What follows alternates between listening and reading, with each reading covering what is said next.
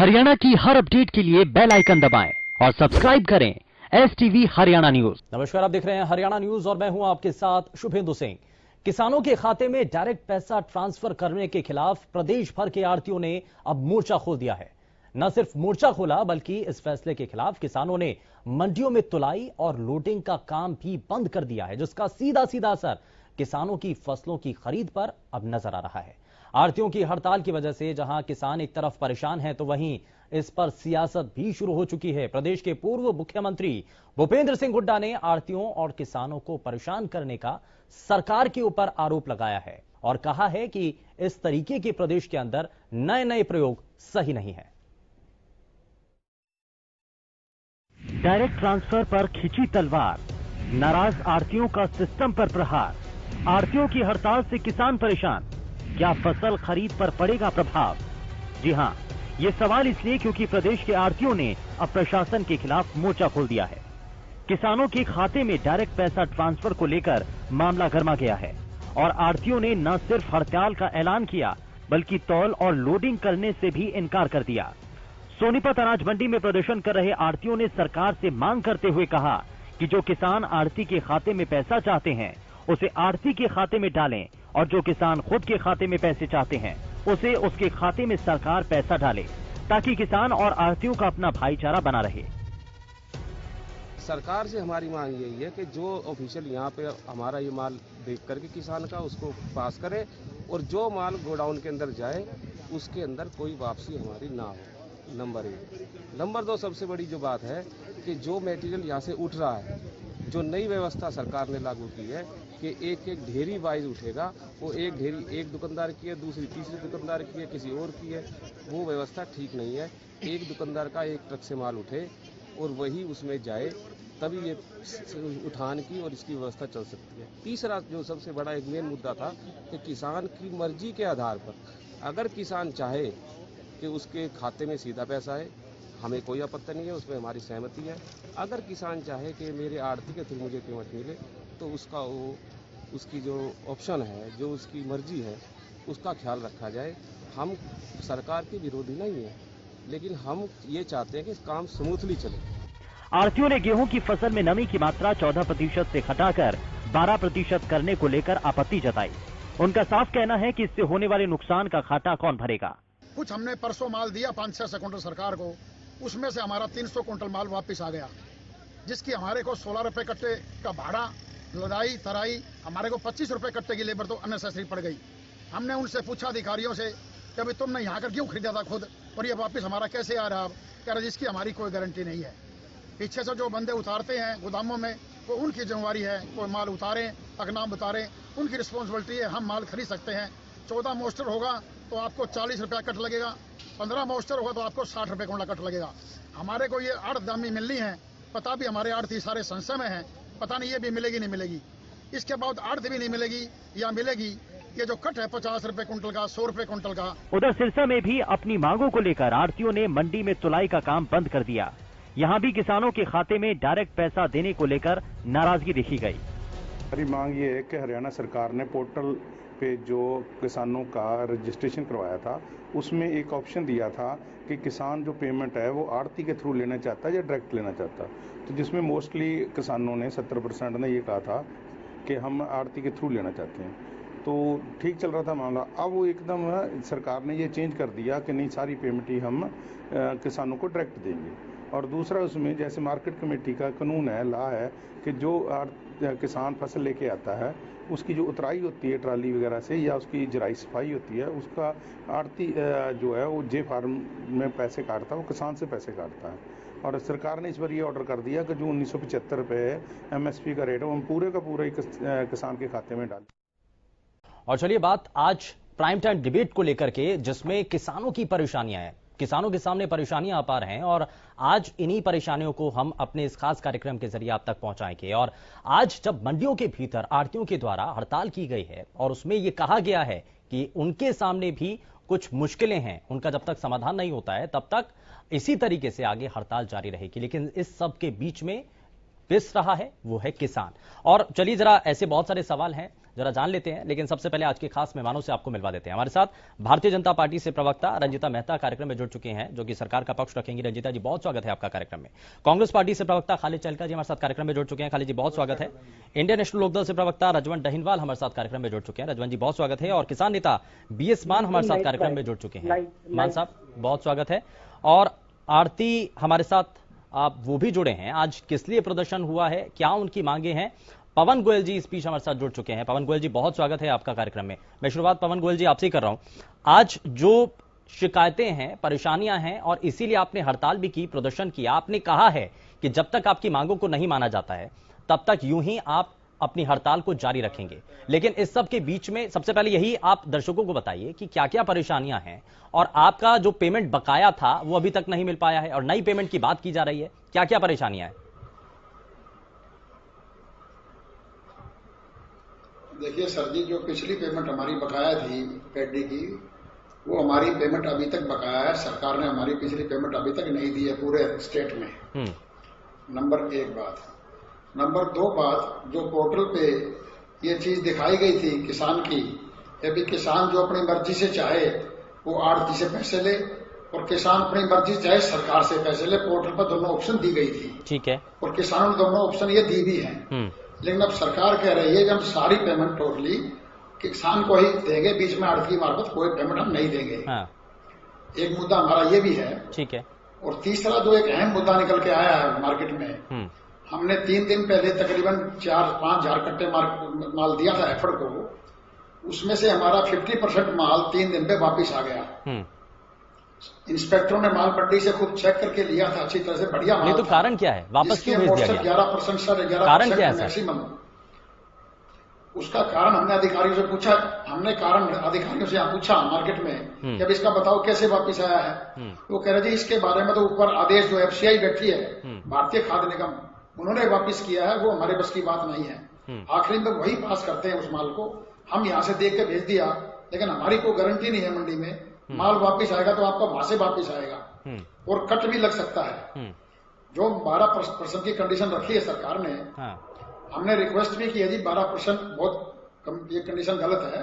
आम डेयरियां 13, 13.5, 14% तक मॉइस्चर की आती हैं, ठीक है। फिर भी हम उनको सुखा भी रहे हैं, पंखे भी लगा रहे हैं, मशीन से धुलाई भी करवा रहे हैं, और उसके बावजूद भी 50% हमारा माल 3 दिन में वापिस आ गया। जैसे वापिस जो माल हमारा आया जी, उसके अंदर कम से कम 16 रुपए कट्टे की कार्ट्रेज, 5 रुपए कट्टे की लोडिंग अनलोडिंग, 26 रुपए कट्टे का हमारे को इसमें बेकार से खर्चा पड़ गया।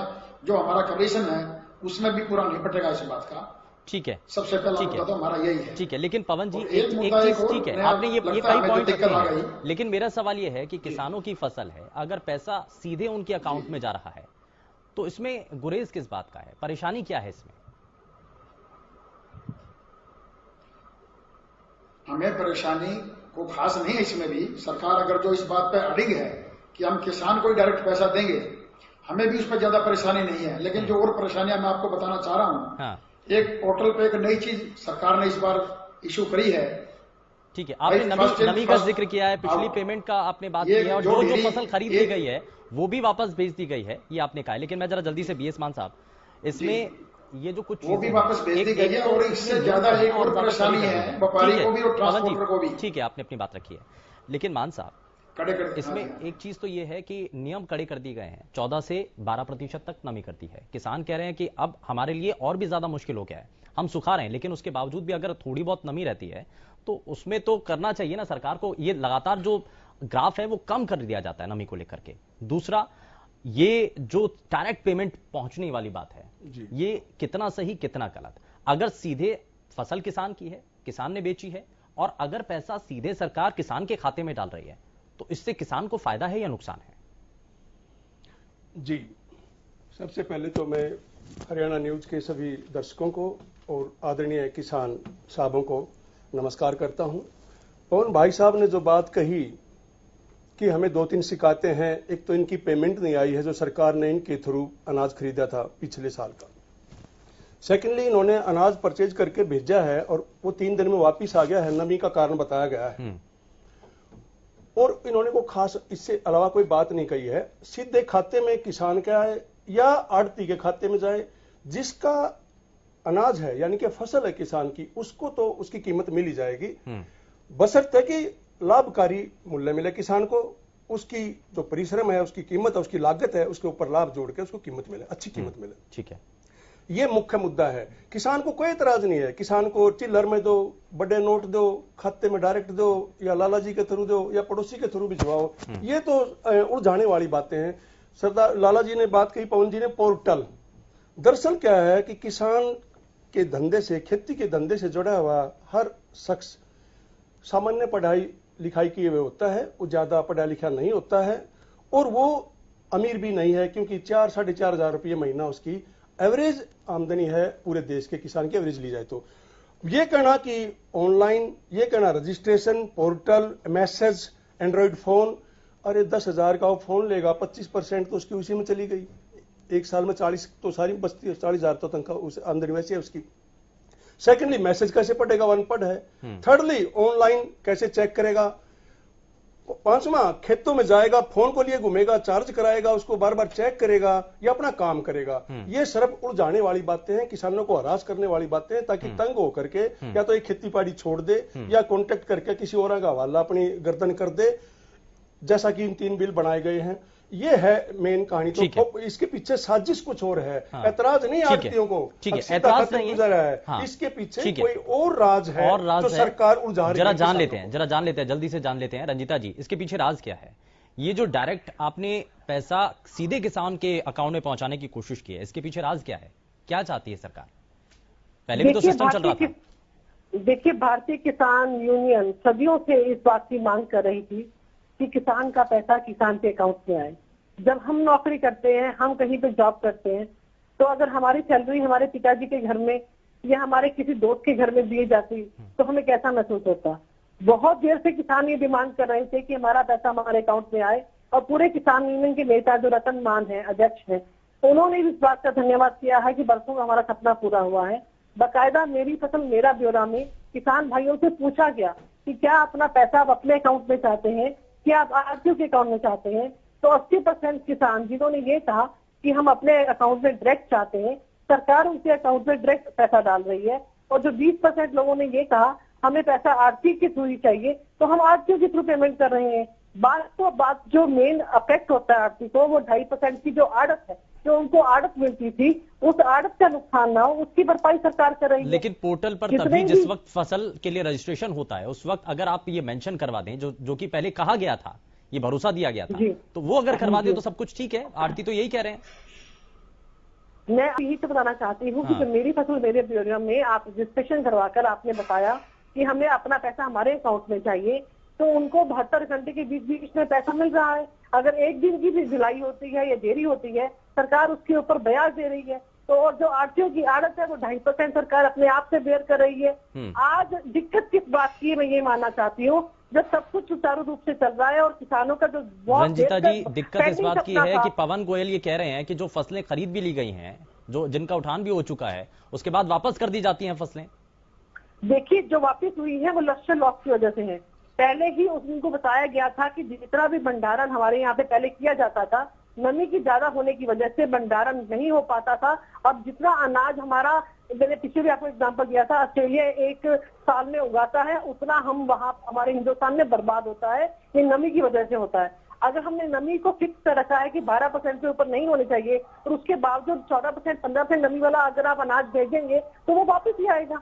आप पहले ही उन अपने मान्यताओं को पूरे करके भेजिए, उसको प्रॉपर सुखाइए। किस बात की जल्दी है? इस हफ्ते नहीं जाएगा माल, अगले हफ्ते चला जाएगा। आप अगर जल्दबाजी करके खराब माल भेजेंगे तो खराब माल तो आपको वापस आएगा। मैं आज ये पूछना चाहती हूँ कि जो ये पेमेंट की बात कर रहे हैं कि हमारे को पेमेंट का पैसा नहीं मिला, हमारा पुराना पेंडिंग पैसा भी बाकी है, उसका भी मैं आपको जवाब देना चाहती हूँ कि अगले हफ्ते से 1-1 रुपया जो है आरटीओ की जो पेंडिंग पिछली बकाया का अगले हफ्ते से पैसा मिलेगा, वो भी विद इंटरेस्ट जो है पिछला बकाया अगले हफ्ते से मिलेगा। तो अगले हफ्ते से 1-1 पैसा विद ब्याज, मैं उसके साथ आपको ऐड कर रही हूँ कि विद ब्याज उनको उनके अकाउंट में दिया जाएगा। तो किसी भी बात की चिंता करने की जरूरत नहीं है। जो कांग्रेस की डिमांड भी थी 2012 के अंदर कि किसानों का जो पैसा है वो किसानों के अकाउंट में जाए, जो किसान यूनियन की जो डिमांड थी कि हमारा पैसा हमारे अकाउंट में आए, सरकार तो वही करने जा रही है। ठीक है, खालिद जी, ये तो किसानों की मांग थी और कांग्रेस पार्टी लगातार ये कहती रही थी और ब्याज समेत पैसा मिलेगा। देखिए शुभेंदु जी, भाजपा ने अभी 10-15 दिन पहले कांग्रेस अध्यक्षा ने कहा कि हरियाणा भाजपा के लिए एक प्रयोगशाला है, जिसमें वो ऐसे ऐसे कुछ नियम शर्तें लाके उनको यहाँ पे प्रयोग में करके देखते हैं कि पता लगे कि हाँ स्थिति क्या होती है।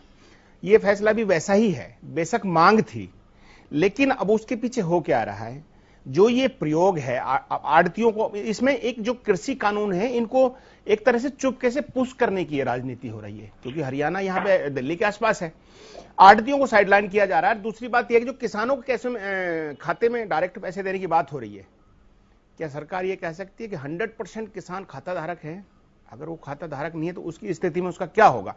एक दावा ये था शुरू में, रुकिए पूछा जा रहा है, रुकिए इतना ज्यादा रंजिता जी, ये पूरी देखो आप हमको समझा दीजिए, रंजिता जी, ये पूरी रंजिता जी पूरी डिबेट का गुड़गोबर। सुनिए, मैं आपको मौका दूंगा, आप अपने टाइम पर आप अपनी बात रखिए, अपनी बात रखिए तो अच्छा रहेगा, इस डिबेट में अच्छा लगेगा। ठीक है, खालिद जी बताइए, आपको जो कहना उसमें। हाँ बताइए। तो शुभेंदु जी, अब से जब हम 1 तारीख से पहले इस विषय पे बात कर रहे थे तो मसला क्या था कि भाजपा ने कहा था कि विद इन 72 घंटे के अंदर कि पैसे किसान के खाते में चले जाएंगे। मैं आपको अभी दिखा देता हूं यहां से इधर उधर की मंडियों का, एक एक मंडी में कितना बिका कितना आया, आपको दिखा देता हूं। 7 दिन तक उन किसानों को पेमेंट नहीं हुई है। ये अमर उजाला के अखबार की कटिंग मेरे पास है, मैं लाया हूं, अगर आप देखना चाहें देख सकते हैं।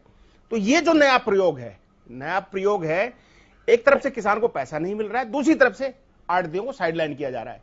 आड़ती का किसान का, हम ये नहीं कह रहे कि ऐसा नहीं होना चाहिए, लेकिन एक बहुत पारिवारिक रिश्ता है आड़ती का और किसान का। कम से कम हरियाणा में जो कृषि प्रधान प्रदेश है, वैसे तो हमारा भारत पूरा कृषि प्रधान है, लेकिन जहां कृषि की बहुत बड़ी, जैसे पंजाब और हरियाणा कृषि के लिए पूरे देश में एक मॉडल, मैं कहता हूं मॉडल वो है प्रदेश, वहां दोनों वर्ग परेशान हो रहे हैं। ठीक है, इधर किसान भी परेशान हो रहा है और इधर और आड़ती भी परेशान हो रहा है, और सरकार अपने फैसले थोपने पर लगी है। और जो महंगाई आज हुई है उस पर कभी नजर नहीं, अब उस पर भी नजर डालनी चाहिए। बहुत कुछ बताया गया। मैं जरा रंजिता जी आपसे जवाब लूंगा, लेकिन उससे पहले मैं जरा रजवंत जी को भी शामिल करता हूं। मैं आता हूं रंजिता जी, आता हूं 1 मिनट। मैं जरा रजवंत जी, जरा जल्दी से बताइए, मंडियों के अंदर अब जो नए नॉर्म्स तैयार किए गए हैं, क्या इसके तहत किसानों के सामने जो परेशानियां आ रही हैं, ये क्या क्या और परेशानी है, जरा जल्दी से बताइए, क्योंकि रंजिता जी कह रही हैं कि सिस्टम तो ऐसा कर दिया गया कि किसानों के लिए फायदा है। देखिए शुभेंदु जी, अगर परेशानियां नहीं होती तो किसान आज क्यों बेचारे परेशान होते बैठे सड़कों पर आते हैं, कहीं आड़ती हड़ताल पे हैं, कई किसान ये कहते हैं कि हमारी भी ये जो समस्या है इनको, जैसे अभी सरकार के अभी भाई खालिद जी बता रहे थे कि पहले तो ये कह रहे थे कि भाई जे फार्म के 48 घंटे बाद, फिर 72 घंटे बाद, फिर कहते हैं कि उठान होने के बाद उनकी पेमेंट कर दी जाएगी।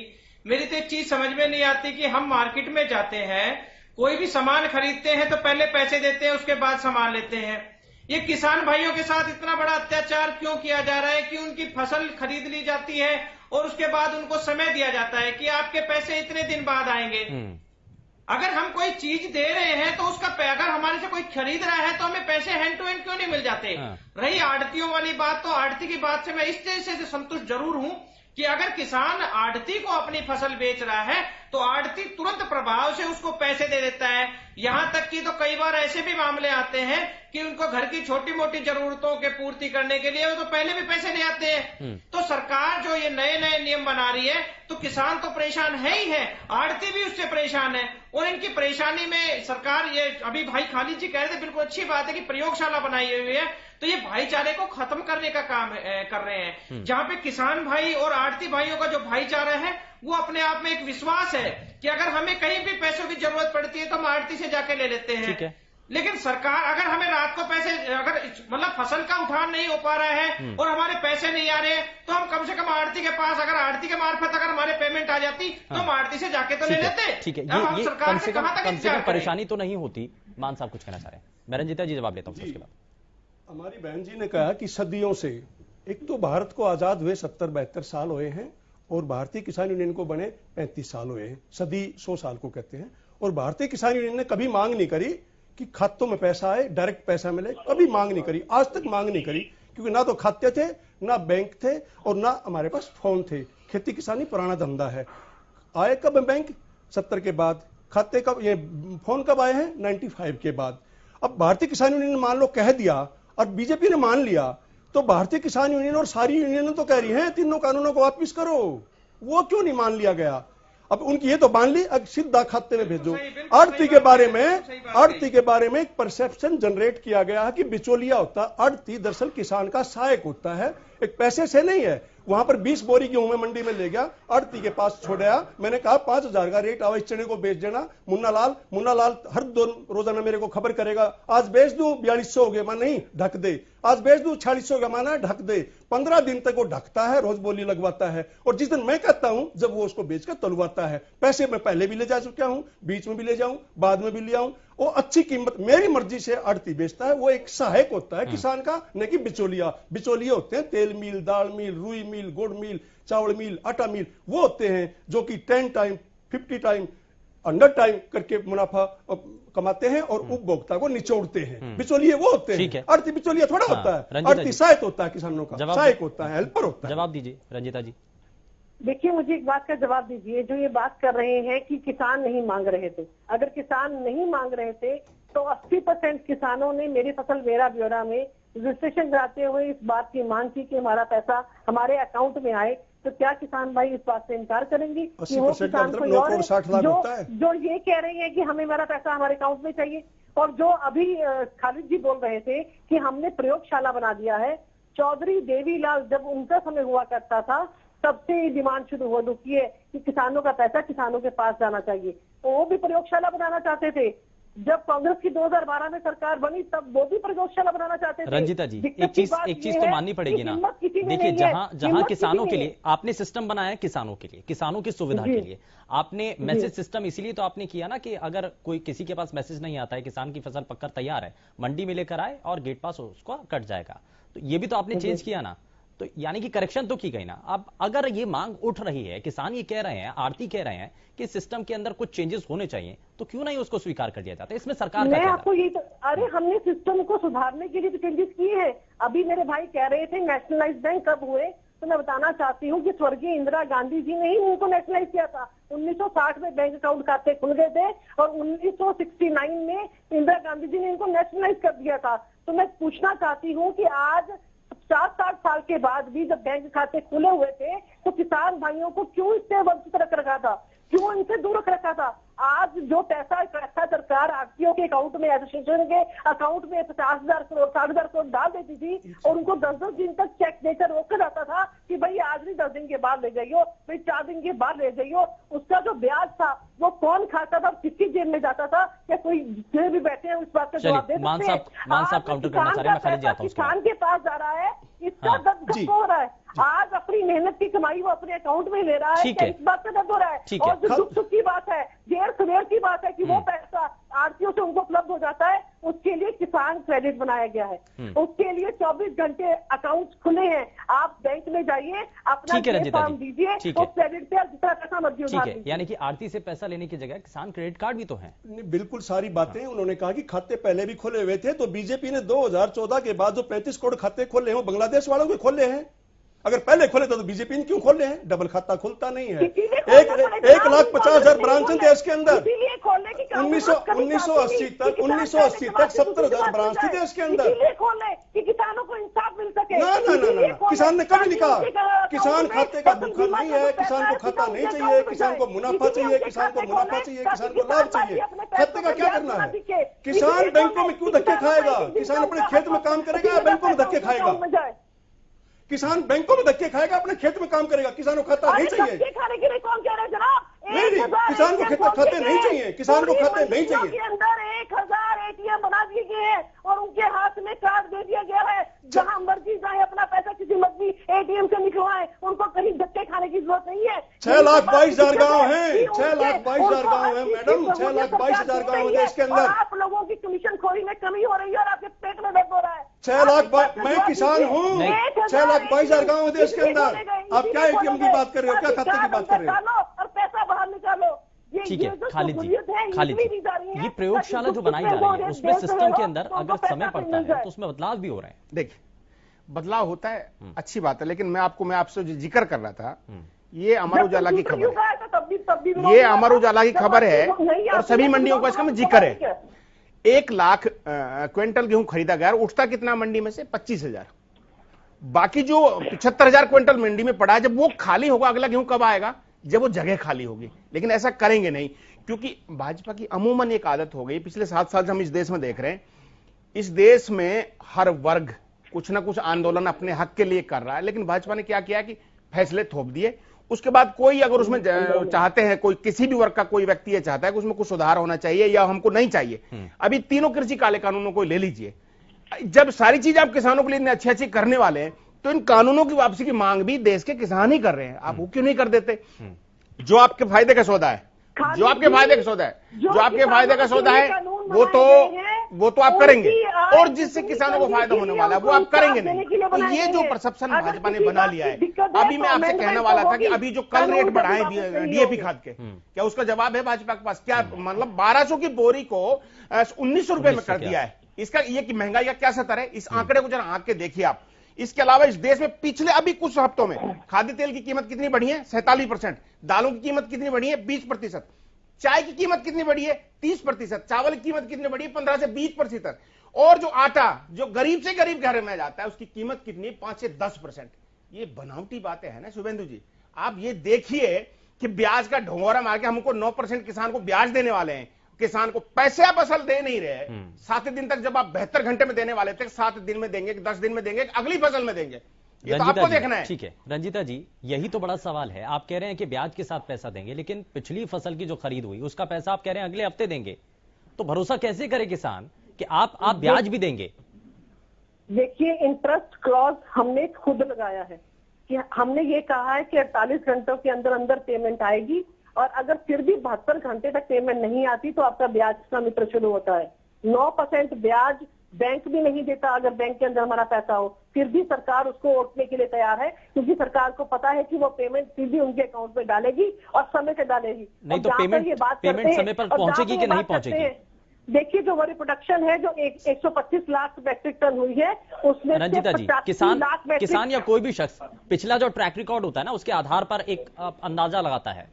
तो पिछला ट्रैक रिकॉर्ड तो यही है कि पिछली जो फसल की जो खरीद थी उसका पैसा तो अभी तक नहीं पहुंचा है, तो किसान यही अंदाजा लगा रहा है कि आगे भी ऐसा ही होगा क्या? देखिए जो पिछली फसल का पैसा है, मैंने आपको बताया, जो कुछ भी पेंडिंग है, अगर हम गन्ने की बात करते हैं तो 100% भी पैसा जो है वो पेमेंट हो चुकी है, 1% भी एक किसान का भी पैसा बकाया नहीं है। अगर किसी फसल का बकाया है, मैं आपको बता रही हूँ, अगर किसी फसल का बकाया है तो उसको ब्याज दिया जाएगा, किसी भी बात की बढ़ा नहीं है, सिर्फ 1 हफ्ते की बात है। 1 हफ्ते के बाद दूध पानी का पानी हो जाएगा। और आज जो ये लोग भ्रम फैला रहे थे कि एमएसपी खत्म हो जाएगा, मंडियां बंद हो जाएंगी, अंडानी अंबानी आ जाएंगे, ऐसा हो जाएगा, वैसा हो जाएगा। आज बात दिक्कत इस परेशानी की है इनके लिए कि हर चीज चलिए ठीक है, पड़ रही है, और उनको मैं इस पर जरा काउंटर ले रहा हूँ। खालिद जी, मैं समझ रहा हूं कि मैंने कहा कि आपने कहा कि 9% हम ब्याज देंगे। मैं कह रहा हूं कि आप किसानों को असल पैसा नहीं दे पाएंगे। कितने हजार करोड़ गन्ने के किसानों को बकाया है। मैडम क्या कह रही है कि 1 पैसा बकाया नहीं है, अरे 1 रुपया भी अभी अरे कमाल की बात है। अभी इस पब्लिक डोमेन में जो सच रखा है वो तो आप गूगल पे सर्च कर लीजिए। अच्छा सुनो, ऐसा हो सकता है। हाँ, मान साहब कह रहे हैं कि अंबाला शहर में गन्ना बहुत होता है शहर के अंदर, इसलिए वहां नहीं बकाया होगा। सुनिए, कम से कम 15 से 20 हजार करोड़ रुपए बकाया गन्ना के किसानों का। ये आप देख लेना, जब आपकी डिबेट खत्म हो जाए इसको आप देख लेना। और जो आप 9% का, शुभेंदु जी 9% का झुंझुन आपने जो थमाया है, मैं कह रहा हूं कि आप पैसा नहीं दे पाएंगे, लेकिन डीएपी पे जो 700 रुपए बढ़ाए हैं उसका कितना परसेंटेज जरा ये और बता दीजिए आप। इस देश के किसानों को ये बताना चाहिए कि आपने 1200 पे 700 रुपए बढ़ाए, तो कितना प्रतिशत बढ़ाया? मुनाफा मिलने की बजाय रंजीता जी, ये जो और ज्यादा महंगाई बढ़ती चली जा रही है और खास करके जो किसान है वो इसमें दबता चला जा रहा है, ये तो मानना पड़ेगा ना। हाँ। मुझे एक बात का जवाब दीजिए। हाँ। जब हम एमएसपी बढ़ाते हैं तो ये बात नहीं करते। जब ये लोग 1-1 रुपए, 2-2 रुपए, 5-5 रुपए के चेक देते थे और किसानों के हाथ में थमाते थे, उसकी ये बात नहीं करते। आज 12 से 15 हजार और 18 हजार जो है वो मुनाफा जाता है। उस दिन की बात नहीं करते जब ये गांव को एक यूनिट मानते थे। आज हम आधी एकड़, 1 एकड़ जमीन को भी यूनिट मानते हैं। आज एक एक फसल अगर खराब होती है उसको दवाई नहीं मांगनी पड़ती कि पूरे गांव की फसल खराब हो तब मुझे मुआवजा मिलेगा। आज जो बदलाव सरकार कर रही है किसानों के फायदे के लिए कर रही है, ना कि किसानों के नुकसान के लिए। चलिए मैं जरा जल्दी से इस पर एक रिएक्शन लेता हूं। मैं एक जरा जल्दी से रिएक्शन ले लेता हूं। मैं रजवन जी भी जुड़ गए हैं। ठीक है, मैं मान साहब जरा जल्दी से इस पर रिएक्शन कि ये सब कुछ तो किसानों के लिए किया जा रहा है, लेकिन महंगाई जिस तेजी के साथ बढ़ रही है, खाद बढ़ गया, बाकी और चीजों पर इसका असर पड़ रहा है। शुभेंदु जी, जो बार बार बात की जा रही है ना, पहले 5 रुपए का चेक 10 रुपए का चेक होता था। मैं ये बता देता हूं कि 2 किलो गेहूं के पैसे में 1 लीटर तेल आता रहा 1990 तक, और 3 किलो गेहूं के पैसे में 1 रजवन जी आता हूं 1 मिनट। रजवन जी 1 मिनट में आता हूं सर, आता हूं 1 मिनट आता हूं। 2 किलो गेहूं की कीमत में 1 लीटर तेल आता रहा 60 से लेकर 90 तक, और 90 से 2000 तक आता रहा 3 लीटर तेल।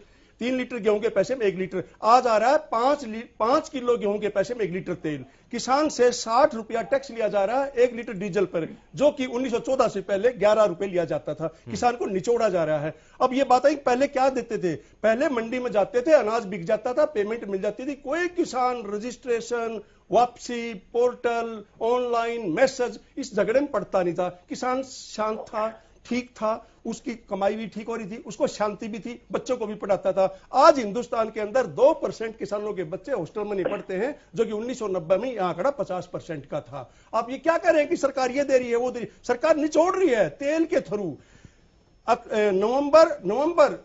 फरवरी 2020 में 600 रुपए लीटर का एक बैरल तेल खरीदा गया और 60 रुपए का बेचा गया, जो कि पिछली सरकारों ने 7000 का एक बैरल खरीदा और 40 रुपए का बेचा। इतनी जबरदस्त, इतना गदर, इतनी लूट, और कह रहे किसानों को हम दे रहे हैं। अरे किसान का 1 ड्राम तेल के ऊपर 12000 टैक्स लेकर और कह रहे हैं उसको 500 रुपए की भीख दे रहे हैं। ये एहसान कर रहे हैं। और एमएसपी बढ़ाई जाती है, बात नहीं करते। एमएसपी कौन बढ़ाती है? सरकार बढ़ाती है, प्राइस कमीशन बढ़ाता है। किसानों से पूछा ही नहीं जाता। किसानों से पूछते तो 50 पैसे गेहूं का भाव नहीं बढ़ने देते हम। और आज हिंदुस्तान के अंदर किसी भी मंडी में एक्सेप्ट हरियाणा और पंजाब एमएसपी पे 1 क्विंटल गेहूं भी नहीं बिका है पिछले 7 दिन में। मैं चैलेंज करता हूं, 1200 रुपए भोपाल में, 1400 जबलपुर में और 1600 रुपए भाटापारा मंडी है छत्तीसगढ़ में, वहां गेहूं बिका। आज के लेटेस्ट है। सरकार की कोई खरीद नहीं है वहां। ठीक है, भारत को देखिए आप हरियाणा तक पहुंचे हुए। मैं भारत की बात करते हैं, हम तो किसान तो भारत का है। देखिए, चाहे वो रबी की फसल हो, चाहे वो खरीफ की फसल हो, एक एक का दाम में हरियाणा की अगर बात करती हूँ तो गेहूं का जो एमएसपी 1925 रुपए था, हमने 1975 रुपए कर दिया है। तो जौ का 1525 रुपए था, हमने 1600 रुपए कर दिया है। आज 1800 बिका है करनाल में गेहूं। कागजों में आज करनाल में 1800 बिका है गेहूं। अरे आप कहाँ की बात करते हैं? करनाल में 1800 बिका है, चेक कर लो। हमने वो भी 1850 रुपए में खरीद। करनाल में 1800 बिका है आज बहन जी। उसके बाद आप बदलाफी करती है। रंजिता जी, 6 महीने में 1700 से ऊपर क्यों नहीं बिका हरियाणा के अंदर? रंजिता जी, यही तो सवाल किया जा रहा है, यही तो पूछा जा रहा है कि आपने एमएसपी तय कर दी है, आपने एमएसपी तय कर दी, बड़ी अच्छी बात है। हरियाणा में 1700 से ऊपर, लेकिन आपने एमएसपी तय कर दी है, आपने करनाल में। ठीक है सर, आपने एमएसपी तय कर दिया, आपने पहले के मुकाबले बढ़ा भी दी है, लेकिन क्या उस एमएसपी के तहत किसानों की फसल खरीद हो रही है? बिल्कुल, ये भी तो निगरानी करनी पड़ेगी ना। अरे मैं सरसों की अगर आपको बात करूं, सरसों की जो एमएसपी थी वो 4425 रुपए थी, हमने 4650। रंजिता जी, गेहूं की बात है। उसके बाद सरसों ठीक है, सरसों का आप छोड़ दीजिए, ये जो आप वो तो ठीक है, वो अलग चीज है, लेकिन बात गेहूं की भी है। सब कुछ देने के बावजूद ये कह रहे कुछ नहीं हो रहा। चलिए ठीक है, चना बताइए आज क्या भाव मैं जरा रजवन जी को भी शामिल कर रहा हूँ। रजवन जी, फिर उसके बाद पवन गोयल जी आता हूँ आपके पास। चना क्या भाव बिका आज बताइए मेरे को। नहीं, 5100 की बजाय चना बिका 4300 रुपए भिवानी में आज। क्या बात करते हो? और सरसों में पकड़ रही 5 बोरी। खरीफ की फसलों पर शुभेंदु जी, जब खरीफ की फसलों पर जब एमएसपी का बढ़ाया गया था, एक चीज मैं बताना चाहता हूं, जब खरीफ की फसलों पर एमएसपी बढ़ाया गया तो उस समय ये जो अब खाद का और उनका जो पेस्टिसाइड का था, उनका भाव कोई नहीं बढ़ाया गया। लेकिन जब उस पर बढ़ाया गया तो वो 3% था, बताओ। और आज जब डीएपी का खट्टा जो बढ़ाया गया है तो कई 700 रुपए बढ़ाया गया है, एनपीके का कट्टा बढ़ाया गया है, वो 650 रुपए का कुछ बढ़ाया गया है। तो मतलब किसान का जब मतलब बो रहा है, फसल बो रहा है जब तो ठीक है, लेकिन जब बेचने का समय आए तो वो महंगे दाम में उनको खाद बीज खरीदना पड़ रहा है, और बेचे कहाँ? वो पुराने दामों में। तो एक तो चीज ये है, किसानों की समस्या ये है कि ये कहते तो है कि हम आय को दुगनी करेंगे, लेकिन कैसे करेंगे आय को दुगनी? किसान को तो बर्बाद करने का ठेका ले रखा है इन्होंने। दूसरी बात एक चीज और भी है, अभी जैसे ये कंपनियों को, जो बाहर की जो कंपनियां आती है, उन कंपनियों को इतने सस्ते दामों में जमीन दे रहे हैं, ये जमीन उन कंपनियों को दे रहे हैं। बाहर की जो कंपनियां आ रही, किसानों को इतना पैसा दे देते तो शायद किसान अगर आबाद होगा तो हमारा देश भी आबाद होगा।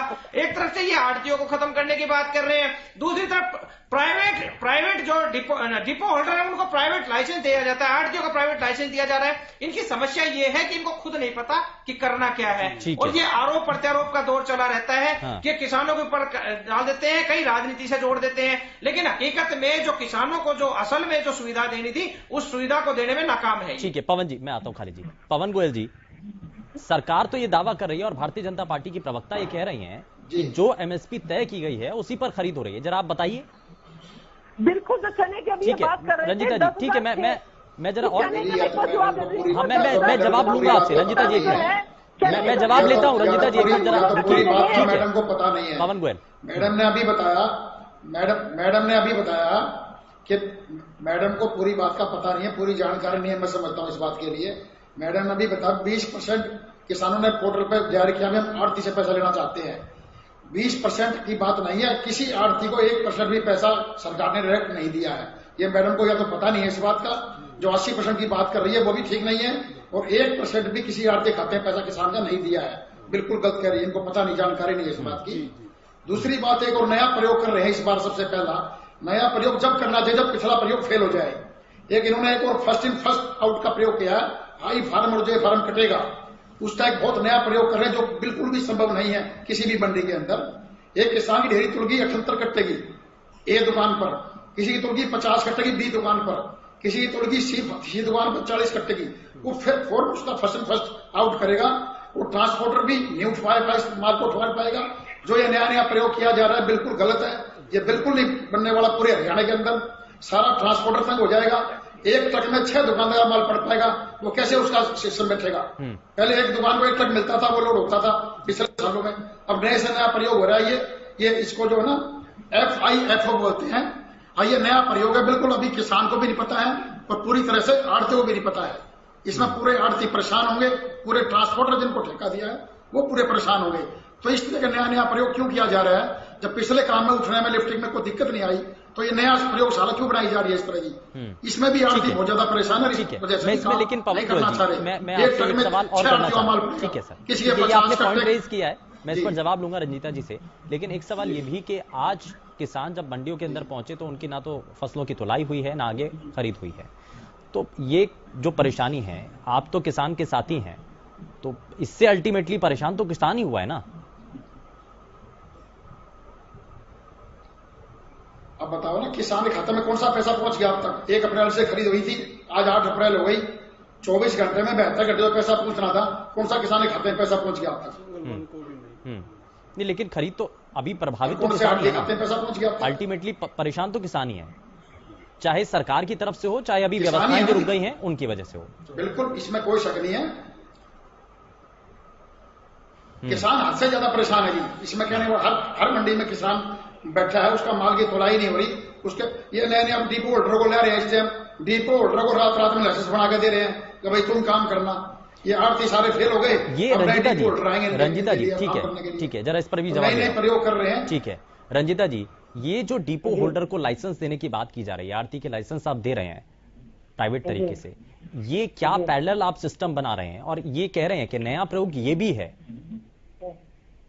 देखिए, मैं ये पूछना चाहती हूँ कि जिस तरीके से ये हड़ताल पर बैठ रहे हैं, जिस तरीके से ये धमकियां दे रहे हैं कि हम आगे सुचारू रूप से खरीद नहीं करने देंगे, सरकार ने अपना प्लान भी तैयार कर रखा है। अगर आप लोग नहीं वहां पे सुचारू रूप से ढंग से करने देंगे तो कोई भी प्राइवेट एजेंसी आपको उसी समय 5 मिनट के अंदर अंदर उनको टेम्परेरी लाइसेंस दिया जाएगा और किसान को परेशान नहीं होने दिया जाएगा। उसकी खरीद करवाई जाएगी और उसको पैसा दिलवाया जाएगा। जो आड़ती नहीं लेगा 2.5% सरकार उनको पे कर देगी। पर किसी भी सूरत में किसान को परेशान होने की जरूरत नहीं है कि सरकार जो है वो किसानों के साथ है। और जहां तक ये बात करते हैं डीपी की और खाद की, मैं इनसे पूछना चाहती हूँ कि अच्छा बीज और अच्छी खाद सरकार दे रही है। जहां पिछले साल जो 70 लाख मैट्रिक टन धान की उत्पादन था, इस बार 125 लाख मैट्रिक टन हुआ है। चलिए ठीक है, समय ज्यादा इजाजत नहीं देता आगे बढ़ने के लिए, इसीलिए दिया ताकि जो है किसान भाइयों को मुनाफा बढ़ सके। बहुत शुक्रिया रंजिता जी, ठीक है, बहुत शुक्रिया सभी खास मेहमानों का कार्यक्रम में शामिल होने के लिए। लेकिन मुख्यमंत्री की समीक्षा बैठक भी हुई जिसमें कुछ कोशिशें की गई हैं, लेकिन किसान परेशान हैं आज भी, चाहे सरकार की जो नीतियां हैं जिसको लेकर के लगातार चाहे आड़ती हो चाहे किसान हो वो विरोध जता रहे हैं, लेकिन सरकार का वहीं दूसरी तरफ कहना है कि ये सिस्टम में सुधार की बात है, लेकिन ये सिस्टम में सुधार किसानों को कितना पसंद आ रहा है ये आप भली भांति जानते हैं और लगातार रिपोर्ट्स के जरिए भी सामने आ रहा है। फिलहाल के लिए बस उतना ही।